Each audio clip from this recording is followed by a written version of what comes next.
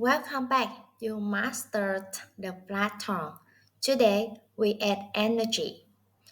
We will learn two tones that move up, sắc, and down and up. Hỏi. Get your hand ready. First, raising tone. Thanh sắc. Look at the symbol, it goes up. Imagine you are surprised. What? Really? Is it fast and sharp? Á, ó, ú. High energy, don't be lazy. Cá is fish. Má is mom. Like a rocket launching. Now the tricky one.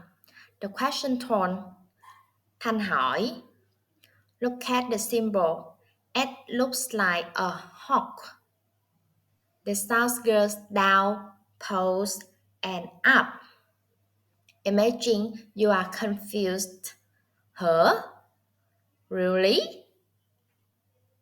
In Vietnamese, á, ó, ú. Feels your neck. It stop a little bit here. Cả mean on. Hổ mean tiger. Cỏ mean grass. It is slower than the rising tone. Let's compare. This is very important. Sắc is fast. Hỏi is low. Sắc is straight. Hỏi is curved. Listen carefully. Má, mã. This is the word is number one. And number two. Lá, lã. Number three. Chó, chỏ.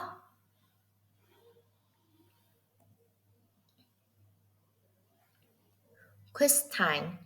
I will say a word and you guess sắc or hỏi. Ready? Number one. Cả. Did you hear the dip? It is hỏi. Hỏi cả. Next one. Tí. Fast and high. It is sắc. Tí.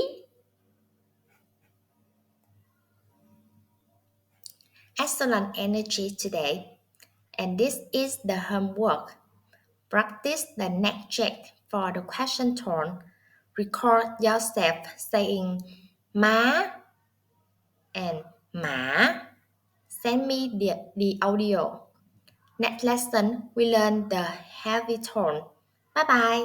Hẹn gặp lại.